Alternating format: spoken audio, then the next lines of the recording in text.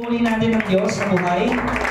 Amen. At nagpapasalamat tayo sa Panginoon, no? Kasi alam niyo yung mga pagod at effort natin, worth it no? Hindi katulad kasi sa sanlibutan, yung mga pagod, yung parang naglakwatsa lang tayo, parang hindi siya fulfilling, no? Pero kapag sa Lord talagang worth it at saka fulfilling.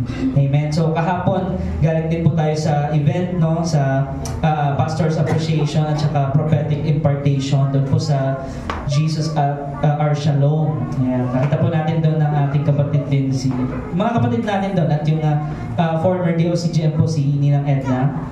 No, at napakaganda po nung fellowship na yon dahil nagkaisa po ang mga pastor at yun din po nagbahagi po about nga po sa mga pangyayari dito sa ating bansa, no, na patuloy na ipanalangin, patuloy na mamagitan, no, at tunay nga na malapit na po yung breakthrough ng ating bansa. Kasi po, ang breakthrough po kasi mga kapatid, ang isa sa palatandaan na malapit na yung breakthrough, or sabihin yung talagang kilos ng Panginoon, ay may mga sinyalis po Yes. no? Kadalasan yung mga sinyalis yung parang ang pangit ng mga nangyayari. Yes. Diba? Pero dahil dun sa mga pangit na nangyayari, nagkakaroon ng pagkakaisa yung mga anak ng Diyos. At doon po nagkakaroon talaga ng breakthrough. Amen. Kaya mga kapatid, patuloy po natin ipanalangin ang ating bansa. Katulad po nga po niyan, ay sumabog po ang Bulkang Taal. No? At hindi naman po yan surprising dahil nasa Biblia naman po yan. No? At alam naman po natin na mangyayari po yung mga bagay na ito. It's just that ang tanong po sa atin, are we always ready? Amen. Sino po dito yung laging handa na tumugon sa Panginoon? Amen. Kasi po, hindi lang po yan basta natural disaster or what, no? There's a message behind. There's a message from God that God is speaking to us through those circumstances, sa mga event na yan, sa mga pangyayari na yan, sa mga tao ginagamit ng Panginoon, no? At we hope and pray na tunay na magising ang bayang Pilipinas, no, sa mga ganitong klaseng mga pangyayari. And we know, mangyayari kung hindi tayo titigil, hindi tayo magsasawa at patuloy tayong magkakaisa sa katotohanan at kabutihan ng Panginoon. Amen. No? So, ang atin pong pag-aaralan ngayon, basahin po natin mga kapatid, the stewardship series is the fear of the Lord. Everybody say, the fear of the Lord. The fear of the Lord. Pagkatakot sa Diyos. Ang sinasabi po sa Biblia, yung pagkatakot na may paggalang. Yung ibig sabihin na ayaw mo na masaktan mo ang Diyos. Sino dito yung may desire na gano'n? Amen. Yung gusto mo lagi, yung parang aware ka na, Lord, para sa iyo to, no? Na hindi to para sa akin, hindi ako may-ari nito. Amen. No? So foundational po ito. Ito ay isang pundasyon na yung pagkatakot natin sa Diyos at dahil kasunod nun, yung pagsunod sa Diyos. Amen po mga kapatid, no? So sabi sa Proverbs 9 verse 10, the fear of the Lord is the beginning of wisdom. No, ang paggalang at pagsunod kay Yahweh ay pasimula ng karunungan. Ang pagkilala sa banal na Diyos ay may dulot na kaalaman. Yun po ang resulta. No, so sino po dito yung gustong fresh revelation, wisdom, kaalaman sa Panginoon? Amen. Yes. Ang sinabi po dyan na kondisyon, paggalang at pagsunod. No, nabanggit po kanina rin sa devotion ni Brother Emmanuel, no, na yung honor the Lord, di ba? With your wealth, and of course, yung mga gifts na binigay sa atin ng Panginoon, gamitin natin para sa Kanya. Para sa advancement ng kaharian niya. At hindi lang pan sarili natin. Amen. So, kaya pagkilala, everybody say acknowledgement. Acknowledgement. Ayan. Sino dito yung araw-araw hindi kilala niya ang Diyos sa buhay niya? No? O ikaw ba yung tipo na tuwing Sunday lang may Diyos?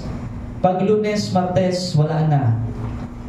Miyerkules, dumaan, Huwebes, Biyernes, wala, no? Tapos Linggo na lang ulit kayo kikilala sa Panginoon, no? Nakakalungkot po, may mga ganoon po no? Ang tawag po doon ay religiosity. No, it's not a relationship. Ang relationship po kasi is commitment, no, surrender at kilala mo talaga kung ano yung nais ng Panginoon because you have that relationship. Kaya nga po sa panalangin, ano po ang umpisa ng ating panalangin? Ama naming nasa langit. Bakit tayo tumatawag ng Ama? Sapagkat ikaw ay anak. Amen. Sabihin mo sa katabi mo, tayo ay anak ng Diyos. Ayan. Kaya tayo tumatawag sa Ama.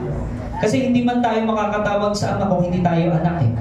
At kaya tayo naging anak, hindi dahil sa mabubuting gawa natin, kundi dahil sa Panginoong Hesus na siyang bumaba ng katawang tao upang tayo maligtas sa ating mga kasalanan. Kaya po tayo nagkaroon ng kapangyarihan at karapatan na mga maging anak ng Diyos. At bilang mga anak ng Diyos, ang ebidensya po sa isang anak ng Diyos ay meron siyang pagkatakot, paggalang at pagsunod sa Kanya. Amen. Sabi po doon, basically, ang sinasabi at tinuturo ng sinasabi ng verse na ito, yung pagkatakot na may paggalang, this is foundational to true wisdom. Amen? So, all other types of learning are worthless. Lahat ng pinag-aralan natin, kahit ikaw pa ay titulado, nag-masteral ka, o talagang doctorate, kung walang fear of the Lord, wala pong saysay yung lahat ng natutunan natin kung saang eskwelahan. Amen? Amen. No? Wala pong saysay yun eh. Kasi ang pangunahin po ay karunungan, pagkatakot na may paggalang sa Diyos. Yun po ang pundasyon ng ating pagiging mga anak ng Diyos. Amen? Amen. Hindi po hindi po natin sinasabing masama yung mga pag-aaral sa sanlibutan. Pero hindi po yun ang pangunahing karunungan. Ang pangunahing karunungan po ay yung nagmumula na meron tayong pagkatakot sa Diyos. Na meron tayong paggalang sa Diyos.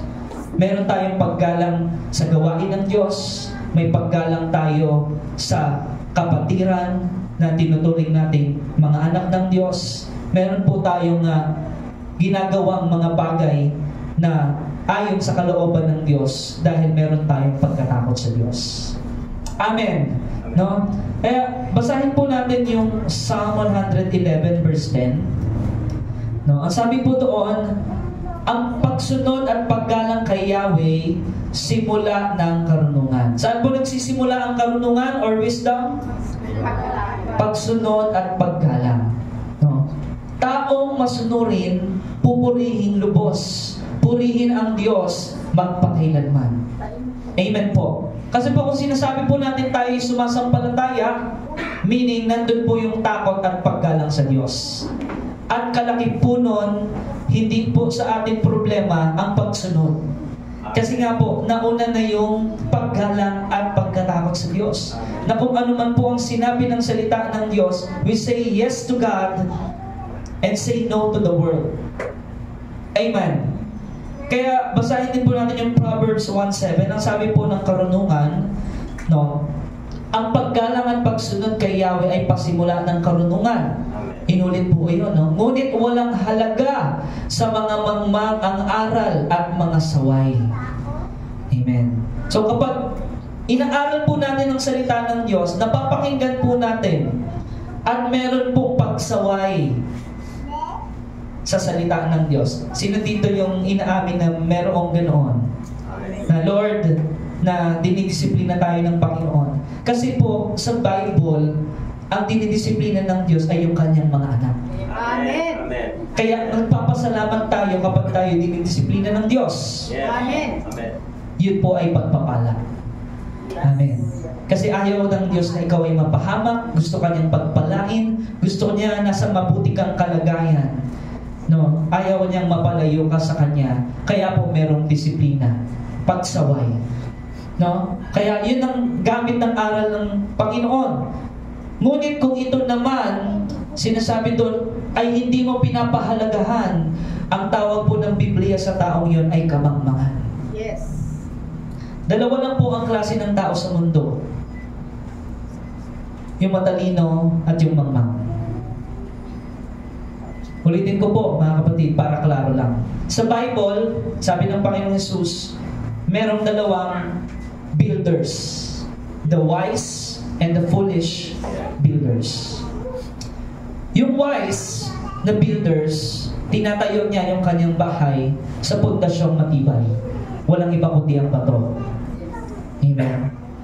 Dumaan ang bagyo, malalaking alon, no? Sabihin natin, sumabog pa yung bulkan, naglindol, ang bahay na nakatayo sa matibay na pundasyon ay hindi natinag. Amen?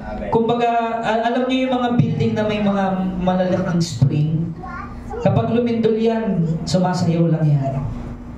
Amen? Amen. Ganyan na yung mga building ngayon no? I think it's a requirement. No? Lalo na kapag masyadong mataas yung building. No? Meron dapat spring yan yung pundasyon. Kasi nga dapat matibay yun. Dahil kapag may yanig, ay sasayaw lang siya, hindi siya babagsak agad. Amen.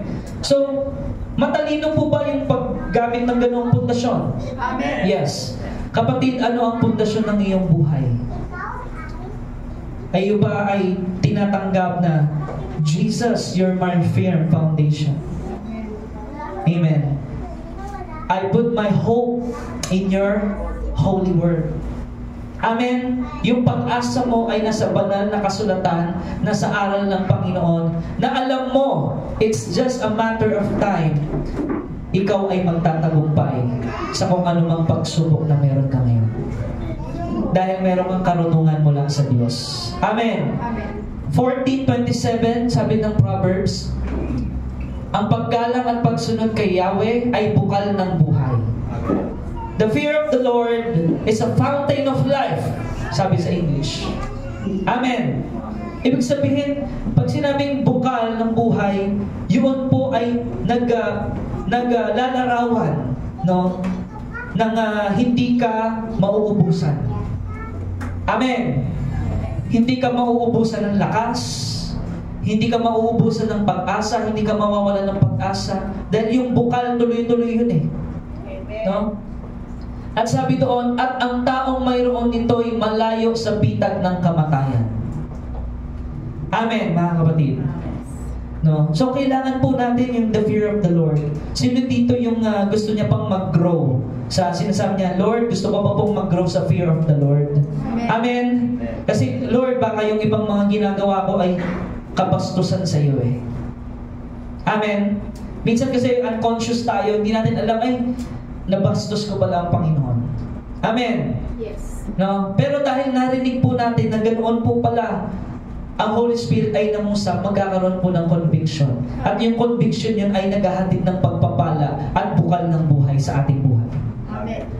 Amen. Kaya sabi doon, 15:33, sa Kawikaan din, ang paggalang at pagsunod kay Yahweh ay nagtuturo ng karunungan, at ang pagpapakumbaba ay nagbubunga ng karangalan. Amen.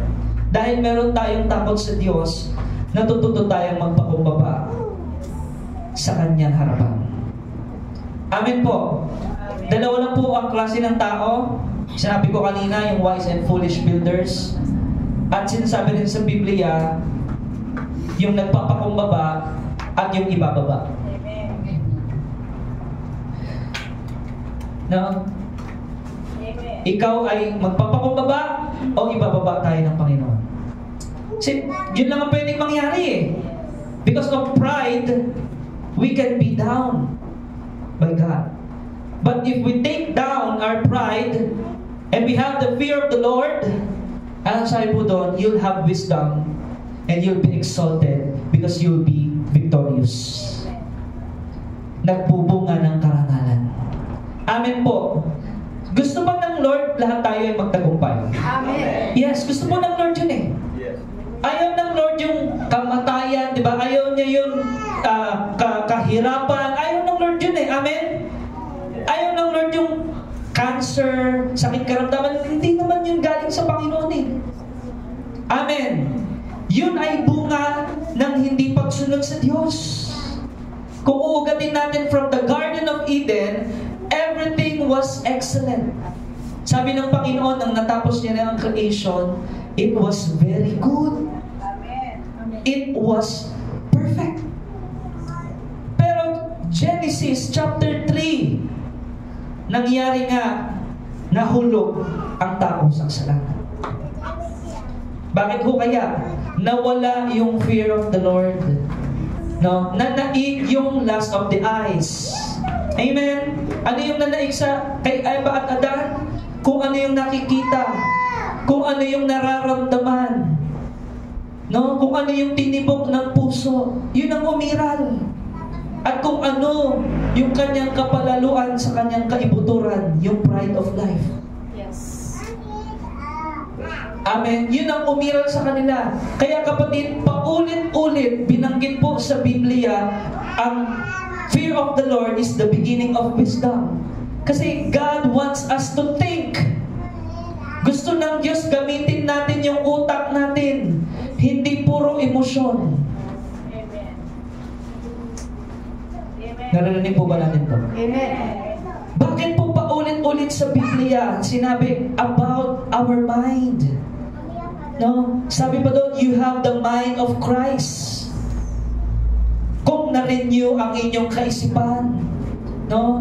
Bakit sinasabi sa Biblia, the heart is deceitful, mandaraya ang puso. Sa lahat ng bagay sa mundo, ang pinakamandaraya ay ang iyong mismong sariling puso. Yes. Kaya pala napakahalaga ng the fear of the Lord. Kasi hindi tayo magiging mabuting katiwala kung wala tayong takot at paggalang sa Diyos. Yes. Hallelujah. Amen po mga kapatid. Kung paiiralin natin ang puso natin, yung emosyon natin, hindi natin sinasabing masama ang emosyon dahil nariyan yan. Pero nauna dapat ang pag-iisip bago tayo magdesisyon at gumawa ng mga bagay kung ayon ba ay kalooban o hindi ng Panginoon. The fear of the Lord. Ang pinag-uusapan po natin dito is our character. Yes. Bakit po natin tinatalakay ang stewardship series na ito? Na matatapos hanggang Disyembre. Bakit po?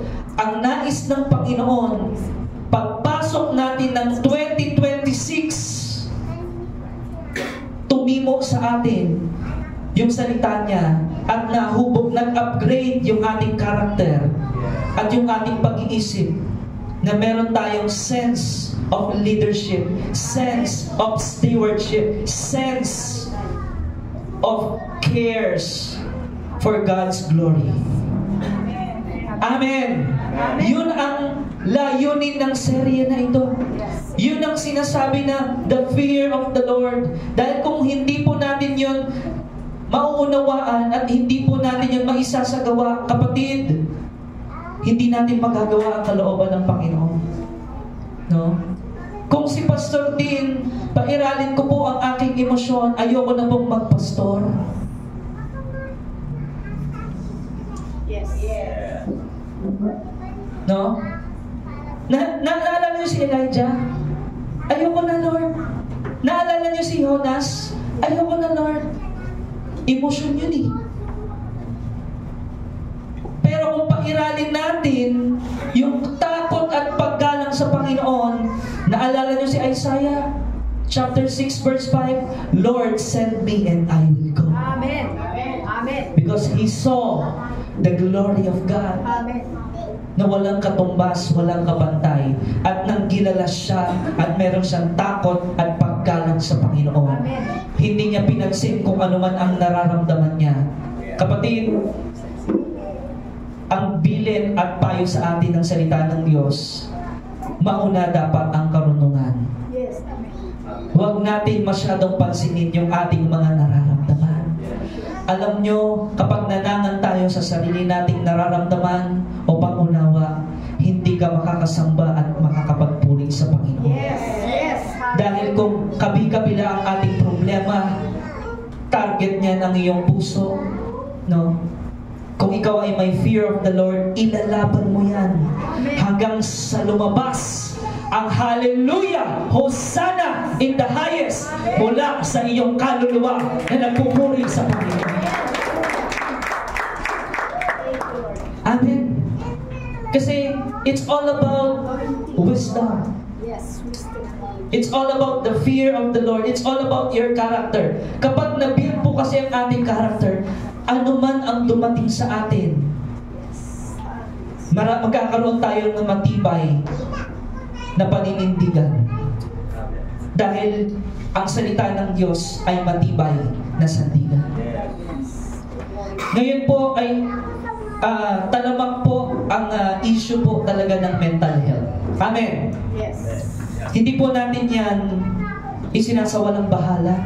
Hindi natin yan binabaliwala. Di ba, kamakailan lang namatay yung anak ni Kuya Kim Atienza, Emma Atienza, because of depression. As per the psychologists, anxiety is about yung mga bagay ng nakaraan na hindi ka makamove on. That's anxiety. And depression is about overthinking. Na hindi mo maintindihan na natatakot ka sa mga posibleng mangyari sa hinaharap. Hindi po ako psychologist. No? Pero meron pong sinasabi at mga senaryo sa Biblia kung saan naiintindihan tayo ng Diyos. Amen. Nauunawaan ng Diyos ang bawat estado ng ating kaisipan at estado ng ating nararamdaman. Kasi po siya ang lumikha sa atin eh. Amen. Kaya kapatid, if you are having that struggle, no, with your mental health, with your heart issue, because the issue of the heart is heart issue. Amen ba mga kapatid? Kung uugatin natin yan, diyan po lang gagaling yan. Dinagdagan pa ng technology at social media, mas lalong na-stress ang maraming tao dahil hindi alam gamitin eh. Diba? Basta ano ka lang ng kung kanino ka lang naniniwala, nai-influensyahan ka. No? So kaya napakahalaga the fear of the Lord. Paggalang, pagkatakot sa Diyos. No? Kaya mahalaga yung devotion eh. Kasi po kapag nagde-devotion tayo, mga kapag nagpe-pray tayo, alam nyo, nagde-detoxify tayo eh. Amen. Yung mga stress, yung mga bagay na nagpapabigat sa atin, na-unload. Bakit? Through prayer, yun po ay naitataas natin sa Panginoon.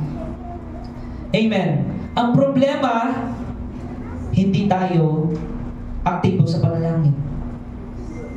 No? Hindi po natin minamaliit. Seryoso pong bagay ang mental health issue. Amen. Yes.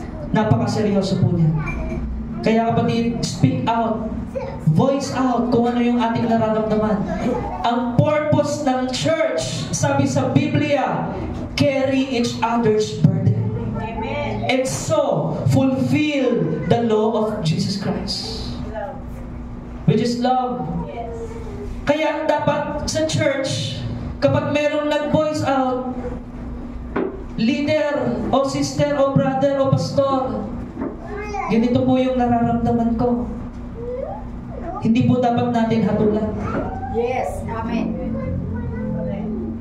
Unawaan natin, dapat meron tayong wisdom. Glory to God. Hindi yung sasabihin mong, ikaw kasi, hindi ka nagbibigay sa gawain ng Panginoon. Hindi po agad ganon. Uugatin mo, ano ba ang nangyari sa taong iyon? Amen ba? Amen. Wala doon yung panunumbat, wala doon yung paninisi, kung hindi the fear of the Lord nagtuturo ng karunungan sa atin. And we humble ourselves. Lord, what shall we do sa problema ng kapatid? Amen. Kasama yun sa fear of the Lord eh. No? Kasi, aminin man natin o hindi, iba-iba po ang level ng pananampalataya natin. Yes.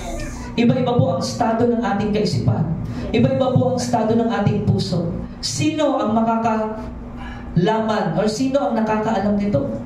Walang iba kundi ang Diyos.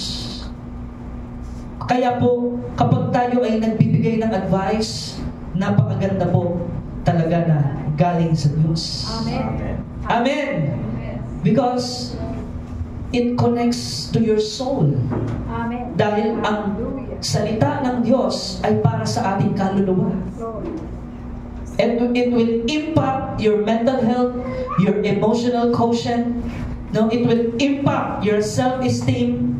It will impact the totality of your being. That is the power of the Word of God. Amen po mga kapatid. And of course, hindi po natin na isinasantabi yung mga professional health. Amen. Mga psychology, psychiatrists, hindi po natin yan sinasantabi. I-advise pa nga dapat natin to seek also not only spiritual health but also professional health. Dahil po ginagamit din po yan ng Diyos. Amen po. Amen. Because in this world, God can use anyone to be a blessing. Yes. At kapatid, the question is, are you available to be a blessing to each and every one of us? Amen po mga kapatid. Kaya, sinasabi po natin dito mga kapatid, huwag po tayong mahiyang mag-voice out. Yes. Huwag po tayong mahiyang mag-share. Kung hindi man, meron kang, halimbawa sa cell group nyo lang, gusto nyo lang, doon lang, okay lang po yun. At least na-voice out nyo. Mahirap po yung dinadamdam natin mag-isa eh. Yes. No? Kapatid, do not suffer in silence. Amen. Ang purpose ng church is to carry each other's burden. Oo, meron tayong sarili-sariling bigat. But God will help us. He will carry us as He carried the cross in the Calvary. Amen. Pinatunayan po yun ng Diyos eh. Kaya, the fear of the Lord, mga kapatid, napakahalaga sa ating buhay. Before we can understand, everybody say understanding. Marami tayong bagay na hindi nauunawaan dito sa mundong ito. Marami tayong hindi nauunawaan sa nararamdaman mo, nararamdaman ko. Pero the fear of the Lord leads to wisdom.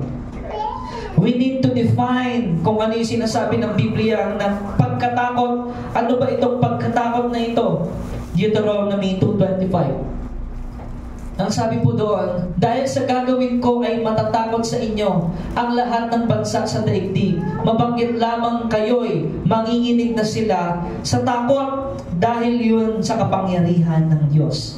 At sa ibang translation ay respeto or paggalang. Amen. Yun po yung sinabi. Basahin natin Matthew chapter 12. No? Ang sabi doon, sa Matthew chapter 12 verse 36, no? Tandaan ninyo, sa araw ng paghuhukom, pananagutan ng tao ang bawat walang kabuluhang salitang sinabi niya. Amen. Fear of the Lord can be defined as the continual awareness. Everybody say awareness. Pag sinabing awareness, alam mo yung nangyayari sa sarili mo dahil sa kapahayagan ng Diyos at alam mo yung nangyayari sa kapaligiran mo. Nauunawaan mo yun because of the fear of the Lord. Kaya nga sabi, our loving Heavenly Father is watching and evaluating everything we think. Lahat ba ng iniisip natin ngayon alam ng Diyos? Yes. Lahat ng pag-aalala mo ngayon alam ng Diyos. Lahat ng pinoproblema mo ngayon alam po yun lahat ng Diyos. Amen po mga kapatid. So, kung alam po iyon ng Panginoon, ano po ang nais ng Panginoon gawin natin? No? What we say or what we do, it must be in accordance to the will of God. Jeremiah 12:3. Ang sabi po dito sa Jeremiah chapter 12, sa verse 3, no? When we see in the days of Jeremiah, sabi doon, ngunit ako, Yahweh, ay iyong kilala. Praise the Lord. Pag sinabi, Lord, kilala mo ako, ibig sabihin, alam niya yung problema mo, alam niya yung nararamdaman mo, alam niya kung meron kang sakit karamdaman ngayon. Amen? Alam niya yung estado ng iniisip mo. Sabi doon, nakikita mo ako. Amen? Praise God! Alam ng Diyos lahat yon. Ang mga ginagawa ko, nasa iyo ang puso ko. Hilahin mo ang mga taong ito gaya ng mga tupang kakatayin. Ihiwalay mo sila hanggang sandali na sila ay patayin. No? So, yun po ay sinabi ni Jeremias. Panalangin niya sa gitna ng problema at kaguluhan sa bansang Israel ng panahon na yun. Kaya, kung babasahin po natin yung kabuuan na sinabi ng Panginoong Jesus, sino dito yung naalala niyo yung sa 7 churches, no? Yung sa Revelation. Sabi doon ng Panginoon sa chapter 2 and chapter 3, I know your works. Amen? Alam ko ang iyong pagpapagal. Alam ko yung effort mo. Alam ko yung ginagawa mo. Alam ko yung problema mo. Amen? Alam po lahat ng Panginoon yun. Kaya para po sa atin, mga kapatid, na ma-develop. Everybody say develop. Yan. Sino dito yung gusto magkaroon ng fear of the Lord? Amen. Amen. Yan talagang gusto niyang mag-grow sa wisdom. Amen. Para ma-develop yun, kapatid, we must recognize God. Dapat kilalanin natin ang Diyos na buhay. No? Basahin natin yung Revelation 11 verse 17. Sabi po doon, sinabi nila, Panginoong Diyos na makapangyarihan sa lahat. Sino po yung Panginoong Diyos? Siya yung makapangyarihan sa lahat. Ibig sabihin, kaya niyang pagalingin, baguhin kung ano man yung meron sa iyo. Amen? Amen. Na siyang kasalukuyan at ang nakaraan. He is eternal. He is above all. Hindi siya apektado ng oras at ng matter. Amen. Ang sabi doon, nagpapasalamat kami na ginamit mo ang iyong walang hanggang kapangyarihan at nagpasimula ka ng maghari. Sabi po doon sa kapahayagan. Amen. Kaya talaga pong napakahalaga yung the fear of the Lord dahil dadalo yung kanyang kapangyarihan sa ating buhay. Hosea 12:5. Ang sabi po doon, si Yahweh ang Diyos na makapangyarihan sa lahat. Yahweh ang kanyang pangalan. So ano pong ibig sabihin ng the power of God? No?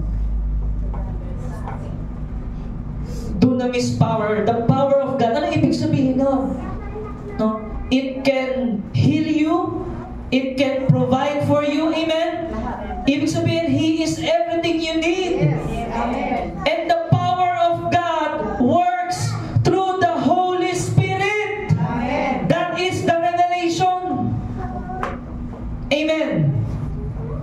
Kaya nga mga kapatid, ipinagkaloob ang banal na Espiritu so we can have power.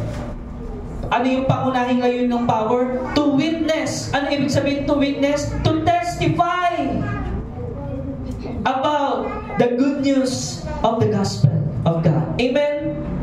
Yun ang sinasabi ng kapangyarihan. At kapag yun po ang naghari sa ating buhay, yung kapangyarihan ng Diyos, o inihayag sa pamamagitan ng banal na Espiritu, marami po iyong magagawa sa buhay natin. Kahit sinabi mong ikaw ay may sakit karamdaman, kayang-kaya kang gamitin ng Diyos na makapangyarihan. Amen. Kung kilala niyo yung preacher na walang kamay at walang paa, yes, si Nick Vujicic, God used him mightily. Sa kabila ng kanyang kapansanan, o ibig sabihin, sa paningin ng tao, kulang siya, pero mas marami pa siyang nagagawa kaysa sa mga yung buo yung katawan. Bakit po? Dahil sa kapangyarihan ng Diyos. At meron siyang malulusog na mga anak. Amen? Dahil yun sa kapangyarihan ng Diyos. Amen? Amen po, mga kapatid. It's all about the fear of the Lord. You can receive wisdom, knowledge, and understanding, and the power of the Holy Spirit will come upon you, and you shall be a blessing, you and your children, and your children, and your children, and your children shall have that power throughout the world. Amen. Yun po ang nagagawa ng fear of the Lord sa buhay natin. Kaya sabi doon, mga kapatid, kung meron tayong pakialam sa mga susunod nating mga anak, apo, at susunod pang mga henerasyon, right now is the time to fear the Lord and obey His commandments. Amen. Why? Napakalaking impact po noon sa ating mga susunod na mga henerasyon. Sa susunod na henerasyon ng DOCGM, kung ito po ang itatanim nating legasiya, it will be a powerful generation. Katulad po ng kinanta natin kanina, I see a generation. Sabi doon, di ba? Nakita yun ni John eh. Rising up! Everybody say, rise up! Rise up! Isa pa, rise up! Rise up! Yes, ibabangon niya ng Diyos kung atin pong itatanim ang tamang pagtatanim, Amen. ang tamang binhi na walang iba kundi ang katotohanan ng salita ng Diyos. Amen po mga kapatid.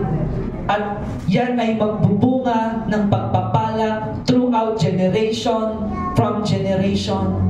Kaya po mga kapatid, you are part of the history. Amen. Amen. Na pwedeng mangyari 2059, pinag-uusapan yung Sunday service ng October 26, 2025. Na bakit yun ang pinag-uusapan? Sa 2059, nila Isakar. Bakit? Dahil yun ang ating itinanim sa ating mga anak. Amen.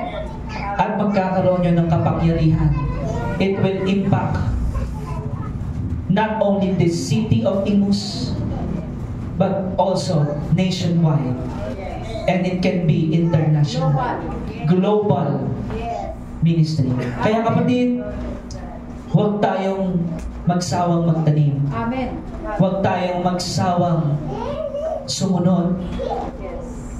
Matuto tayong matakot at gumalang sa Panginoon.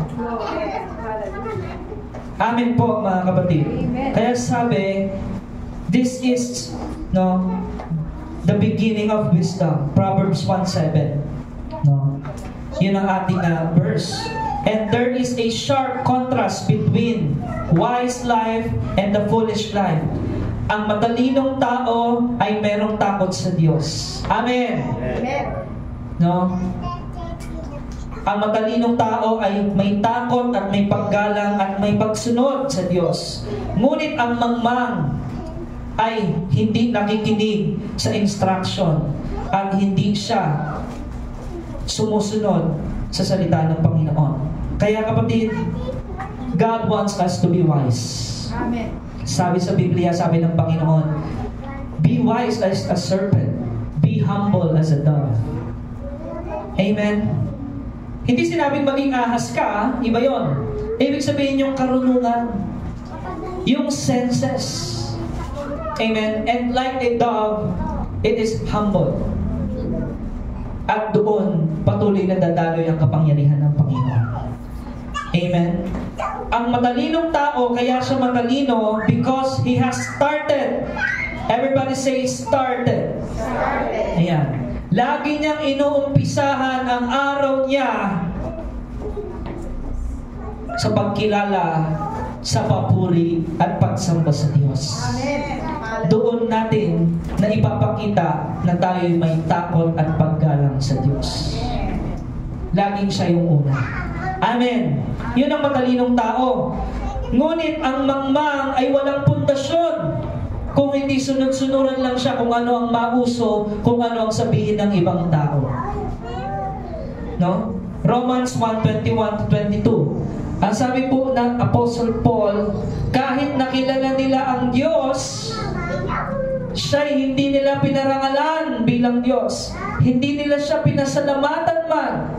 Sa halip, naghaka-haka sila ng mga bagay na walang kabuluhan, kaya't nagdilim ang hangal nilang pag-iisip. Ang nangyayari po, mga kapatid, sabi pa sa verse 22, sila'y nagmamarunong, ngunit lumitaw na sila'y mga hangal. Amen? Kasi tayo'y nagiging matalino kung ang ating pong batayan sa pamumuhay natin ay ang salita ng Diyos, ang aral ng Diyos. No? Pero kung nire-reject natin yung aral, nire-reject mo ang Diyos. Yes. Hindi si pastor yung nire-reject mo, hindi si leader, hindi si elder, kundi ang Diyos mismo. Amen. Kaya sabi doon, kung balik tayo sa verse 21 na sinabi ni Apostle Paul, mabigat po ito, pero ito ang kailangan ng ating bayan. Ito ang kailangan ng bawat pamilya. No? Na sinasabi doon, pagkilala sa Diyos. Pag sinabing pagkilala sa Diyos, ino-honor mo siya. Amen. At pag sinabing ino-honor mo siya, siya yung nasusunod sa buhay mo. Amen. Neither glorified Him, ng mga mangmang, hindi man lang nagpasalamat, no? At yung kanilang pag-iisip, anong nangyari? Sa verse 10, sabi doon, yung kanilang pag-iisip ay nagdilim at lumitaw na sila ay mga hangal. No? Kaya, yung description po dito sa mga taong ito ay yung katulad ng mga taong nagmamarunong. Ano yung mga taong nagmamarunong? Kahit anong aral nila sa mga aral ng sanlibutan, kung hindi iyon pangunahin o hindi yun konektado sa salita ng Diyos, isa po yung kahangalan. Yes. Marami pong mga tao, edukado, titulado, doktorado, pero walang pagkilala sa Diyos. Bagaman sinasabi nila sila'y mayroong relihiyon, pero iba po yung sinasabing may pagkilala ka sa Diyos. Ang tunay na may pagkakilala sa Diyos, nakikita sa pamumuhay mo, yung ebidensya na may kilala kang Diyos. Hindi yung paglabas mo ng simbahan, walang nagbago. Tuloy-tuloy pa rin yung ating mga ginagawang hindi maganda. Amen po. Yun ang katalinuhan na nanggagaling sa Panginoon. No? Ang sabi po, maraming tao, no, na yung kanilang mga pag-iisip between, yung link between the fear of God and wisdom, hindi nila yun na-attain. Bakit? Hindi nila yun ma-possess. Kasi nga, nag-iimbento sila ng kung ano-anong mga bagay. Amen? Sabi doon, naghaka-haka. No? Na ganito ang Diyos, ito ang Diyos, ito elepante, sambahin natin to ha. Ito mga daga, okay, iipon natin dito tapos sambahin natin. May ganun ba? May ganun, sumasamba sa hayop. Ano tawag po doon? Haka-haka. Diba? O ito ano tayo, kung ano-anong festival tayo. Na wala namang kinalaman sa kalooban ng Panginoon. Amen? Tapos, ang mangyayari, no, siyempre, sobrang saya, walang taros na pagsasaya, di ba? Tapos nagkaroon ng kalamidad, tatawag sa Diyos. Ngunit, kinilala ba ang Diyos in the first place? Yun po ang nakakalungkot mga kapatid. Ang nangyayari, laging nahuhuli ang Diyos. Magkakaroon pa ng matinding paggising bago pa kumilala sa Diyos. Alam niyo po, ganito po ang pwedeng mangyari sa mga churches dito sa Pilipinas. No? Listen mga kapatid. Alam niyo po yung sinasabing the big one? It can happen anytime. Earthquake, walang nakakaalam kung saan yan puputok. Amen? Sino ba yung tinawag ng Panginoon para magkaroon ng revival? Sinabi ko ito kagabi. Sino yung tinawag? Yung mga sumasamba ba sa Diyos-Diyosan, yan ba yung mga tinawag? Hindi. Mag-uumpisa na magkaisa ang mga anak ng Diyos. Amen. Hindi magkompetensya sa isa't isa, hindi magsiraan, hindi magturuan. Yes. Kung hindi po magkakaisa ang mga Kristiyano sa Pilipinas, posible pong dumating ang biguan. Yes. Yes. Dahil ang paningin ng Diyos ay nasa mga anak niya. Wala doon sa mga unbelievers. Amen. Amen. Yes. Saan nakatingin ang Diyos? Sa kanyang mga anak. Anong ginagawa ng mga anak kong ito? Yes. May takot at paggalang ba sa akin to? Yes. Yes. Kung hindi yun makikita ng Panginoon, kung tayo-tayo nagkakagatan, darating Yes. ang biguan. Yes. At ang nakakalungkot, doon lang magkakaroon ng pagkakaisa pag nangyari na ang biguan.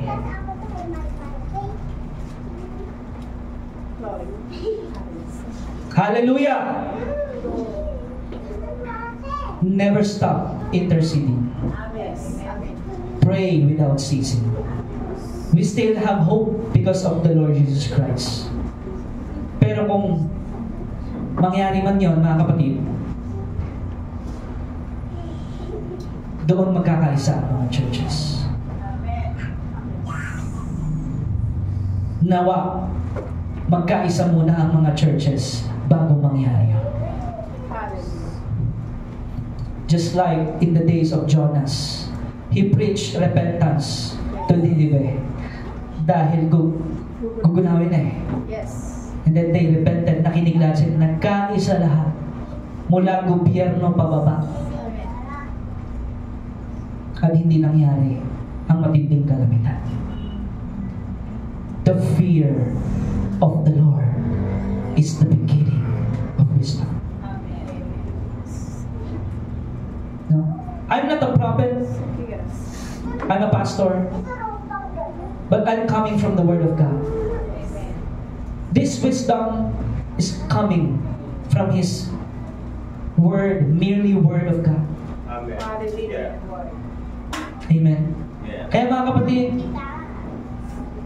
huwag tayong, diba, ubos oras yun eh, diba, yung silipan tayo, churches or what, no. Let's work together. Amen. Let's do the mandate, let's do the Great Commission. Yes. No? Pasukin ng school, pasukin ng barangay, pasukin ng kung ano man ang nais ng Panginoon maabot ng salita ng Diyos. That's why this November we have that, diba, evangelism initiative. Amen. At mamaya we have that meeting. It is incorporated to our meeting. Amen po mga kapatid. So, let's do our part. DOCGM, are you available to do your part? Amen. Hallelujah. That's the fear of the Lord. No? Kaya sinasabi, when the reality of God's true nature has caused us to fall down in worship, we are then in the right position to gain wisdom. Kung tama ang pagsamba, pagkatakot mo sa Diyos, hindi ka mauubusan ng karunungan. Amen. Mula sa Diyos. Hindi ka mauubusan ng kaparaanan. Hindi ka mawawalan ng pag-asa. No? Kaya, until our hearts are in a right relationship, kapatid, kung sa tingin mo ang iyong relationship sa Panginoon ay hindi tama, this is the perfect time to get right with God. No? To get right with the Lord. We are unable to have the wisdom that comes from God kung hindi tayo talaga magkakaroon the fear of the Lord. James 3:17. Sabi doon, Santiago chapter 3 verse 17, no? About wisdom from the Lord. Yung perfect wisdom na nanggagaling sa Panginoon. No? Because without the fear of the Lord, we may gain knowledge ng mundong ito. Puro kamunduhan lang yung alam natin. No? Pero dahil may wisdom from above, alam natin at meron tayong awareness. Alam natin yung kalooban ng Panginoon na dapat natin gawin. Ngunit ang karunungan mula sa langit, una sa lahat ay malinis. Everybody say pure. Mapayapa, maamo, mapagbigay, puno ng awa. Amen? Yan yung wisdom. Masaganang namumunga ng mabubuting gawa, hindi nagtatangi at hindi nagkukunwari. Yan ang karunungan mula sa Panginoon. Amen po mga kapatid. Kaya nga, sabi doon, no, we must have this wisdom from God. It begins with the fear of the Lord. No? Psalm 14:1. Ano po yung nais gawin ng Panginoon sa atin. No, sabi doon, Psalm 14:1, wala namang Diyos ang sabi ng hangal sa kanyang sarili. No? Marami pong nagsasabi niya, hindi totoo ang Diyos, walang Diyos. Sabi nung mangmang sa kanyang sarili, silang lahat ay masasama. Kakilakilabot ang kanilang mga gawa. Walang gumagawa ng mabuti. Wala kahit isa. Kapag wala pong Diyos, wala po tayong magagawang mabuti. Amen. Kaya mga kapatid, Matthew 22 verse 37, basahin po natin. Mga ilang verse na lang po ito. Buhay pa po ba tayo, mga kapatid? Yes, praise the Lord. Matthew 22:37, sumagot si Jesus, ibigin mo ang Panginoon mong Diyos ng buong puso mo, buong kaluluwa mo, at buong pag-iisip mo. Amen po. Ano po ang ibig sabihin sa atin ito? Pinakadakilang utos. Kapag ba umiibig tayo sa Diyos, kung ano ang sabihin ng Diyos, makakasunod tayo? Kapag ba umiibig tayo sa Diyos, kung ano ang sabihin ng Diyos, ay susunod tayo? Amen. Dahil umiibig tayo sa Diyos. No question. No? At sinasabi doon, ibigin mo ang Diyos ng buong puso mo. Ibig sabihin, kasama doon yung emosyon mo. No? Hindi yung nag-i-invest ka ng emosyon sa kung saan-saan. Diba? Sa mga maling mga gawain. No? Sabi doon, buong kaluluwa mo, ibig sabihin, your mind, your will, and your senses, your awareness, at buong pag-iisip mo. Sino dito yung laging nasa isip niya yung gawain ng Panginoon? Amen. Amen. Yung lagi niya yun yung inaalala. Paano kaya yung gawain ng Panginoon doon? Ano kaya yung maitutulong mo doon? Sino dito yung gano'n? It means the love of God is upon you. Amen. You love the Lord. No? You love the Lord, kapatid. No? Kaya sabi doon, in the parable of the rich farmer, sabi sa Luke 12 verse 16 to 21, sinalaysay ni Jesus ang talinghaga, isang mayaman ang umani ng sagana sa kanyang bukirin. At nung umani siya, ang sabi niya sa sarili niya, ano ang gagawin ko ngayon? Kasi wala naman siyang Diyos eh. Pero yumaman siya, no? Wala na akong paglalagyan ng aking mga ani. Alam ko na, ipagigiba ko na lang yung kamalig ko at magpapatayo ako ng mas malaki. Doon ko ilalagay ang lahat ng flood control project. Hindi. Doon ko ilalagay ang aking ani at iba ang mga ari-arian. Amen? Yun ang sabi ng mangmang.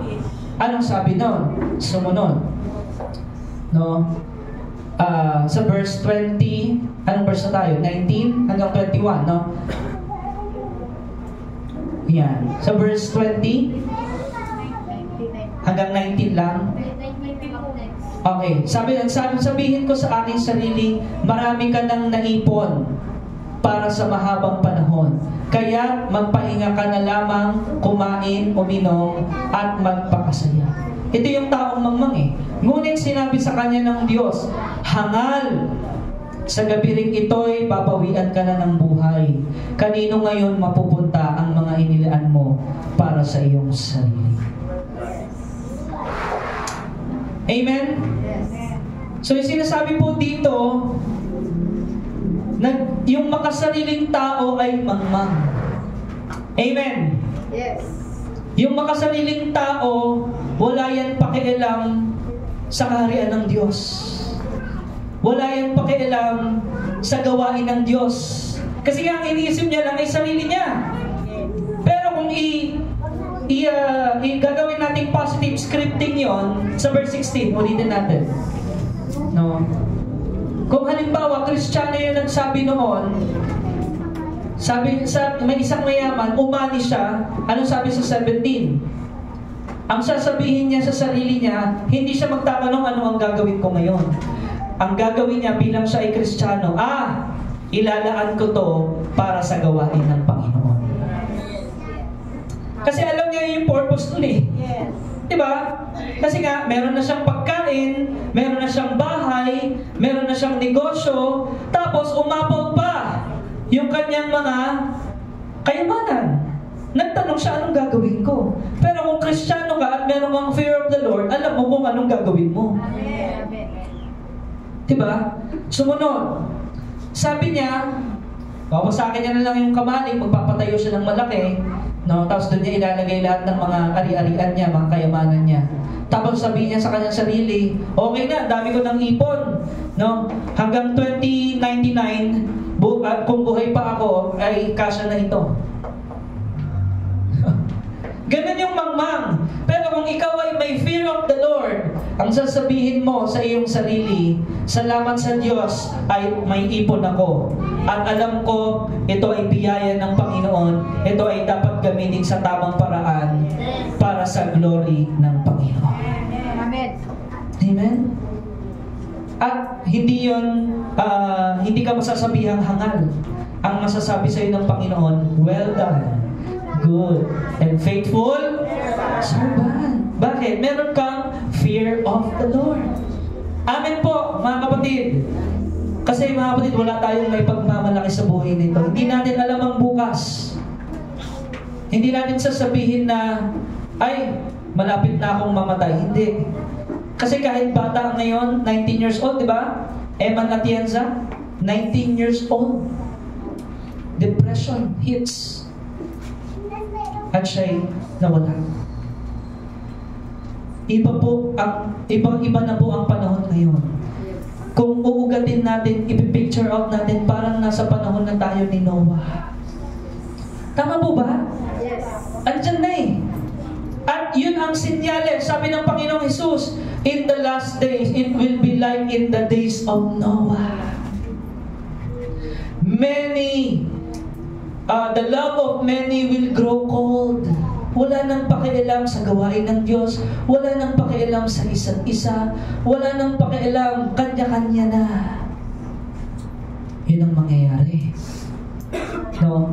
Ngunit, sabi doon, yung katagang ang mananatiling tapat hanggang wakas, ang siyang maliligtas, hindi po ibig sabihin noon ay yung salvation na na-born again ka. Hindi. Ang ibig sabihin po noon, ang mananatili sa kanyang prinsipyo, sa kanyang pananampalataya, ay mananatiling ligtas. Amen. Yun ang ebidensya na ligtas yung taong yun. Kasi hindi ka naligtas dahil sa mabubuti mong gawa. Kaya ka nakakagawa ng mabuti kasi ligtas ka na. Yun ang katotohanan sa Biblia. Nauna kang iligtas ng Panginoon, kaya nagagawa mo ngayon yung kalooban ng Panginoon. Kaya ang palatandaan ng tao, kung kaya hindi pa siya ligtas, hindi pa siya tumanggap sa Panginoong Jesus, wala siyang pakialam sa kaligtasan ng iba. Kasi akala niya, ligtas na siya. Na 101% sure ako. Pero wala kang pakialam sa gawain ng Panginoon, wala kang pakialam sa ibang tao, yun ang ebidensya na hindi ka pa totoong na born again. Dahil ang totoong na born in spirit, you have a zeal of God. You have a fear of the Lord. You have that wisdom that tells you to work out your salvation. Ibig sabihin, exercise. Amen. Diba? Ipakita mo yung pagiging Kristiyano mo. Hindi yung ligtas na ako, okay na ako. Hindi ganun yun. Amen, mga kapatid. Naunawaan natin. Yun ay konektado sa fear of the Lord. Kaya, mga ilang verse na lang to. Psalm 139, verse 1 to 4. Amen? You can take down your notes. Di pa ako umiimik, yaong aking sasabihin, alam mo ng lahat yon, Panginoon. Amen. Lahat ay di malilihim sa iyo, Panginoon. Next verse. Ang lahat ng gawain ko sa iyo ay hindi lingid. Kahit ikaw ay malayo, batid mo ang aking iniisip. Kaya nga ako'y iyong nakikita, gumagawa o hindi man. Ang lahat ng gawain ko'y pawang iyong nalalaman. Sabi doon, meron pa ang next verse, verse 4. Ayan. Ako'y iyong sinisiyasat, batid mo ang aking buhay. Amen? Amen. Ang lahat kong lihim, O Yahweh, ay tiyak mo nalalaman. Amen. Praise the Lord. Kaya, He is a rewarder to those who have a secret place of the Most High in their life. Yes. Amen. Our respect for God's majesty causes us to honor Him. Worship His majesty. Amen. Psalm 29 verse 2. Purihin ang kanyang maluwalhating pangalan. His majestic name, worship His majesty. Sambahin si Yahweh sa banal na kaayusan. Amen. Kaya our gratitude because of His mercy, nandoon ang fear of the Lord, nandoon ang grateful heart, at hindi problema sa iyo ang panalangin, natural sa iyo yon. Hindi problema sa iyo ang talagang meron kang pake sa gawain ng Panginoon. Hindi problema sa iyo yung pagiging aktibo sa panalangin. Because you have that fear of the Lord, you have that gratitude, you worship His majesty. Amen. Kaya mga kapatid, Jesus is telling us today, no, katulad ng verse kanina sa devotion, pwede natin i-flash yun. If you love, a new commandment I give you, no, that's in John chapter 13, if I'm not mistaken. Ano yung commandment ng Panginoon? Dito tayo magtatapos. No. If you love me, you will obey. You are my disciples and you will obey my commandments. Ayan, John 13, 34, 35. Basahin natin, no? Last verses. 1, 2, 3, go. I give you. Love as I have loved you. So you must love. By this, everyone will know that you are my disciples if you love one another. Amen. Hallelujah. No? At ito po, mga kapatid, ang batas ng Panginoon. Meaning, yung love for God, yung fear of the Lord, nandoon yun. At lahat ng ginagawa natin ay para sa Panginoon. Amen. And right now, tayo po ay mananalangin. Let us rise, mga kapatid. No?